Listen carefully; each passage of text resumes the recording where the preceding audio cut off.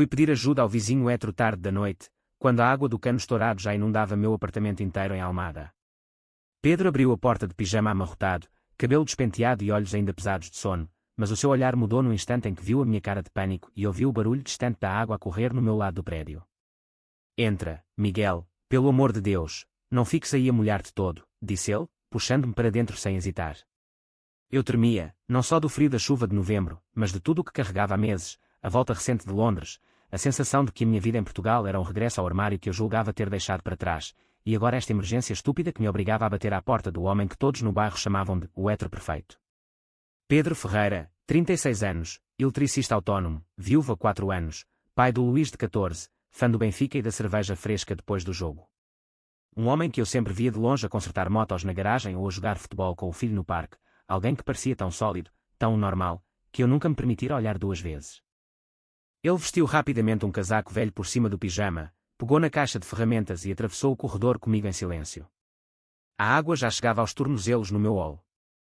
Cano da cozinha, deve ser o da lavadora, murmurou ele enquanto se ajoelhava no chão molhado, sem se importar de sujar as calças. Eu segurava a lanterna do telemóvel, tentando ajudar, mas as minhas mãos tremiam tanto que o feixe de luz dançava nas paredes. Enquanto ele trabalhava, o silêncio entre nós foi-se quebrando aos poucos. Tu voltaste há quanto tempo de Inglaterra? Perguntou ele sem tirar os olhos da tubagem. 3 meses, respondi. A minha mãe achou que era a altura de eu assentar, arranjar um emprego fixo, talvez uma namorada. A palavra, namorada, saiu-me amarga, quase como uma confissão involuntária. Pedro parou um segundo, olhou-me de lado. E tu queres isso? A pergunta simples, feita assim no meio da água e do cheiro a ferrugem, acertou-me como um soco. Ninguém me tinha perguntado diretamente. Nem os meus pais em Beja, que telefonavam todas as semanas a falar de uma boa rapariga da terra, nem os meus amigos de Lisboa que achavam que eu estava só, em fase de readaptação. Não sei, respondi, e a voz falhou.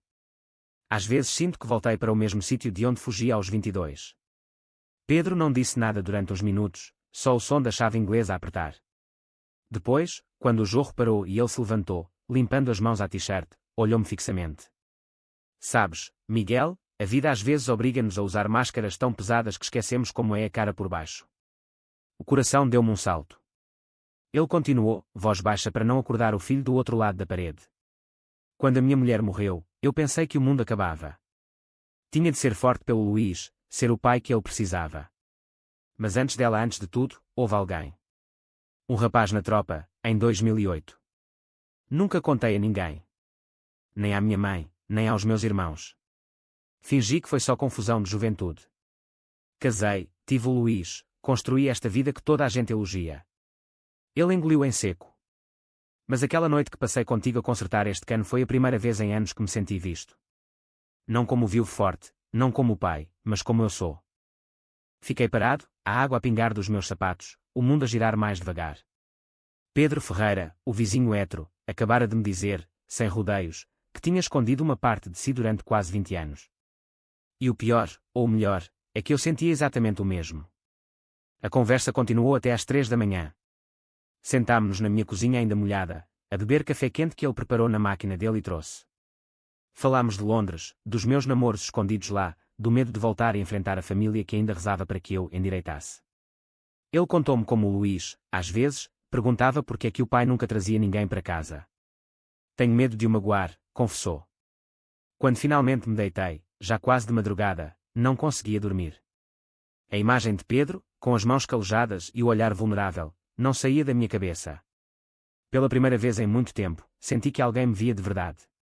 E isso assustava-me mais do que qualquer cano estourado.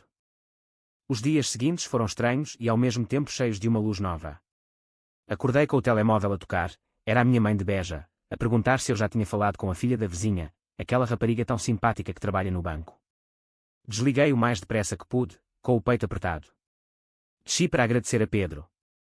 Ele estava na garagem a arranjar a mota do filho, o Luís ao lado a passar-lhe as ferramentas. Pai, o Miguel, gritou o miúdo com um sorriso largo. Pedro levantou-se, limpou as mãos e sorriu-me como se nada tivesse acontecido na noite anterior.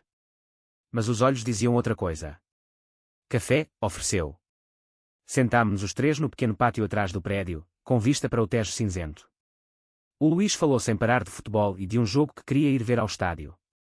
Pedro ouvia, mas o olhar voltava sempre para mim, como se quisesse continuar a conversa da noite.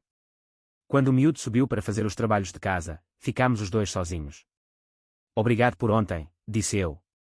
Não foi só o cano. Foi ouvir-te. Ele acenou devagar. Eu também não dormi bem. Há anos que não falava daquilo. Senti-me leve. A partir daí, começámos a encontrar-nos quase todos os dias. Às vezes era só um olá rápido na escada, outras era um jantar improvisado na minha cozinha ou na dele. Eu ajudava-o com o design do site novo que ele queria para o negócio de eletricista, ele ensinava-me a consertar coisas básicas para eu não voltar a inundar o apartamento. O Luís adorava-me, chamava-me tio Miguel, e pedia-me para o ajudar nas aulas de inglês. Mas por baixo de toda essa normalidade, algo crescia.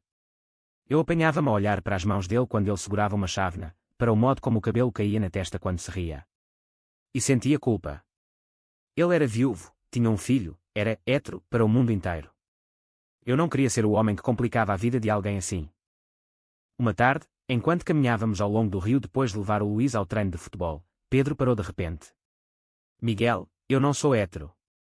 Nunca fui completamente. Mas vivi como se fosse, porque era mais fácil. Mais seguro. Agora, contigo aqui, sinto que posso respirar. O vento frio de dezembro batia-nos no rosto. Eu parei também, o coração a bater tão forte que pensei que ele ouvia. E o Luís? Perguntei. E a tua família? Ele encolheu os ombros. O Luís é inteligente. Vai entender quando for a altura. A minha família, isso já é outra história. Naquele momento, senti que a barreira que eu tinha construído entre nós começava a rachar. Mas o medo ainda era maior que a esperança. Nessa noite, sozinho em casa, escrevi no caderno que tinha trazido de Londres: hoje o vizinho hétero deixou de ser hétero. E eu deixei de saber quem sou. O Natal aproximava-se e com ele veio a visita dos meus pais. Eles chegaram de Beja num sábado de manhã, cheios de malas de comida caseira e perguntas que eu não queria responder. Então, filho, já arranjaste alguém? Uma boa moça portuguesa. O meu pai dizia aquilo com o tom brincalhão de sempre, mas eu sabia que era sério. A minha mãe olhava-me com aqueles olhos que pareciam ler-me a alma. Eu tinha preparado o apartamento, escondido tudo o que pudesse levantar suspeitas, mas Pedro apareceu à tarde para me ajudar a montar a árvore de Natal que eu tinha comprado no último minuto. Vou só dar uma mãozinha, disse ele ao entrar, e o meu pai apertou-lhe a mão com força. Bom rapaz, este vizinho. Viúvo, trabalhador, cria o filho sozinho. Um exemplo. Pedro sorriu educadamente, mas eu vi o desconforto nos seus olhos. À noite, depois do jantar, os meus pais foram dormir no quarto de hóspedes e Pedro ficou para ajudar a arrumar a cozinha. Eles são boas pessoas, disse ele baixinho. Mas não me parece que estejam prontos para saber. Eu concordei com a cabeça, o peito pesado. No dia seguinte, saímos os 4 para dar uma volta pela marginal até à costa da Caparica. O meu pai e Pedro falaram de futebol o caminho inteiro. A minha mãe puxou-me de lado. Aquele Pedro é muito simpático. Solteiro, não é? Talvez, eu cortei-a logo. Mãe, por favor. Ela calou-se, mas o olhar magoado ficou-me gravado. Quando voltámos, Pedro despediu-se com um aperto de mão que durou um segundo a mais. Os meus pais partiram no dia seguinte, mas deixaram o apartamento cheio de silêncio e perguntas não ditas. 2 semanas depois, aconteceu o primeiro mal-entendido. Eu ia a sair do prédio quando vi Pedro entrar num carro com uma mulher. Ela ria alto, ele segurava a porta para ela. Fiquei parado no passeio, o coração a apertar. Claro, pensei. Ele é viúvo, tem direito a uma vida. Passei a noite em claro, a imaginar que tudo o que ele me tinha dito era só um momento de fraqueza. No dia seguinte, quando nos cruzámos na escada, ele notou o meu gelo. O que se passa, Miguel? Eu não consegui conter. Vi-te ontem com uma mulher. Tudo bem, não me deves explicações. Ele ficou parado, depois riu-se baixinho, um riso triste. Era a minha cunhada, a irmã da minha falecida mulher. Veio tratar de papéis do seguro. Miguel, eu não estou a brincar contigo. O alívio foi tão grande que quase chorei ali mesmo. Mas o medo não desapareceu. Pelo contrário, tornou-se mais nítido. Eu estava a apaixonar-me por um homem que ainda carregava o peso de uma vida inteira fingida. O ano novo trouxe chuva e uma crise na escola do Luís. O miúdo chegou a casa com o olho negro e o lábio inchado. Chamaram-me filho de paneleiro, contou ele a chorar no ombro do pai. Pedro ficou branco. Eu estava lá, tinha ido levar uns desenhos que fiz para o Luís como prenda de aniversário. Sentei-me ao lado dele no sofá enquanto Pedro tentava acalmar o filho. Quem disse isso? Perguntou Pedro, voz firme mas a tremer. Os rapazes da turma. Disseram que o pai deve ser gay porque nunca traz namorada. O silêncio que se seguiu foi insuportável. Pedro olhou para mim, depois para o filho. Luís, o teu pai e eu sou quem sou. Não tenho de provar nada a ninguém. Mas o miúdo não estava pronto. Subiu para o quarto a bater com a porta. Pedro sentou-se no chão, cabeça entre as mãos. Eu não posso fazer isto ao meu filho, Miguel. Não agora. Naquela noite, pela primeira vez, discutimos. Então vais continuar a esconder-te para sempre? Perguntei, a voz mais alta do que queria. E eu? Eu também tenho família que me pressiona, amigos que acham que eu devia voltar para Londres. Mas contigo sinto que posso ser inteiro. Pedro levantou-se, os olhos brilhantes de raiva e dor. Tu não tens um filho de 14 anos que já perdeu a mãe. Não sabes o que é ver o teu miúdo sofrer por causa de ti. Saí de lá batendo a porta, o peito a arder. Durante 3 dias não nos falamos. Eu mergulhei no trabalho, aceitando projetos até tarde para não pensar. Mas o Luís apareceu à minha porta no 4º dia. Tio Miguel, o pai está triste. Ele chora à noite quando pensa que eu não vejo. O miúdo olhou-me com olhos adultos demais para a idade. Tu gostas dele, não gostas? Fiquei sem palavras. O Luís continuou, eu não me importo se o pai for gay. Só não quero que ele fique sozinho. Voltei à casa de Pedro nessa mesma noite. Ele abriu a porta, o rosto marcado por noites mal dormidas. Não dissemos nada. Só nos abraçámos ali mesmo no corredor, um abraço longo, apertado, que dizia tudo o que as palavras não conseguiam. Desculpa, murmurou ele. Eu tenho medo, mas não quero perder-te. Nessa noite falámos até de madrugada, desta vez com o Luís sentado connosco, a ouvir em silêncio. O miúdo foi para a cama mais tarde, mas antes deu-me um abraço. Fica, tio. Foi a primeira vez que senti que talvez, só talvez, houvesse espaço para nós 3. A primavera chegou e com ela a decisão que mudou tudo. Os meus pais anunciaram que vinham passar a Páscoa em Lisboa e que traziam a minha tia, a mais conservadora da família. Eu sabia que era o momento. Pedro e eu tínhamos decidido que não íamos esconder mais. Pelo menos entre nós. O Luís já sabia, e surpreendentemente aceitara melhor do que esperávamos. Desde que o pai seja feliz, disse ele um dia enquanto jogávamos PlayStation os 3. Mas a família era outra história. Na sexta-feira santa, sentámo-nos todos à mesa na minha casa. A minha mãe trouxe bacalhau, o meu pai vinho do Alentejo. Pedro veio com o Luís, apresentei-os como vizinhos e amigos. O jantar correu bem até à sobremesa. A tia perguntou, com o tom doce de quem quer ferir, e tu, Miguel, quando é que nos apresentas uma namorada? Já tens 32. O silêncio caiu como uma pedra. Eu olhei para Pedro, ele acenou levemente com a cabeça. Não vai haver namorada, tia. Eu sou gay. As palavras saíram claras, firmes, como se tivessem esperado anos para serem ditas. O meu pai pousou o copo com força. Estás a brincar? A minha mãe levou a mão à boca. A tia começou a rezar baixinho. Pedro segurou a minha mão por baixo da mesa. Não estou a brincar. E o Pedro e eu estamos juntos.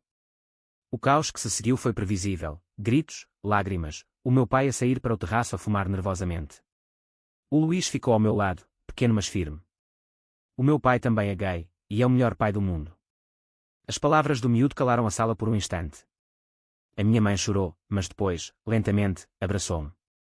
Só quero que sejas feliz, filho. O meu pai demorou mais.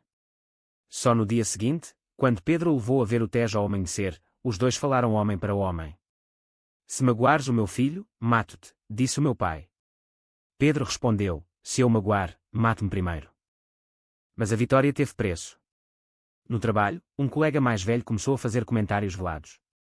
Na rua, alguém gritou, paneleiros, quando nos viu de mãos dadas pela primeira vez em público. Pedro perdeu 2 clientes antigos que não queriam problemas. O Luís foi chamado à direção da escola. Cada pequeno passo era uma batalha. Uma noite, depois de um dia particularmente duro, Pedro desabou.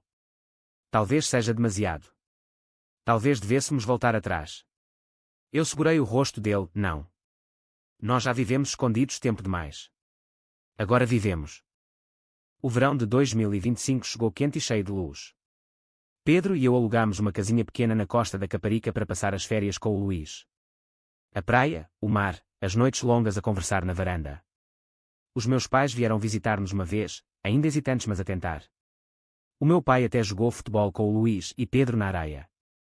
A família de Pedro, mais difícil, começou a aparecer aos poucos, uma irmã primeiro, depois a mãe, que chorou mas acabou por abraçar o neto e dizer, desde que sejas bom para o meu filho. O Luís cresceu 5 centímetros nesse verão e ganhou uma confiança nova. Tenho 2 pais agora, disse ele uma vez, orgulhoso, quando apresentou-me aos amigos no acampamento. Uma tarde, no mirador com vista para o rio, Pedro ajoelhou-se. Não foi um pedido formal com anel, mas foi mais verdadeiro que qualquer coisa. Quero construir uma vida contigo, Miguel. Sem medo, sem esconderijos. Queres? Eu respondi com um beijo longo, o vento a levar as nossas risadas até ao Tejo. O sol punha-se atrás da ponte, pintando tudo de laranja e rosa. Nessa noite, deitados na areia ainda quente, com o Luís a dormir na casa, percebemos que tínhamos chegado. Não ao fim, mas ao começo verdadeiro. A jornada não acabou. Ainda há dias maus, ainda há olhares na rua, ainda há telefonemas da família que doem. Mas agora enfrentamos juntos. Eu, o designer que fugiu para Londres e voltou para se encontrar, Pedro, o eletricista que consertou mais do que canos, e o Luís, o miúdo que nos ensinou que o amor não precisa de rótulos perfeitos. Você acredita que o amor verdadeiro entre 2 homens pode realmente curar as feridas causadas por anos de preconceito e silêncio? Verdadeiro ou falso?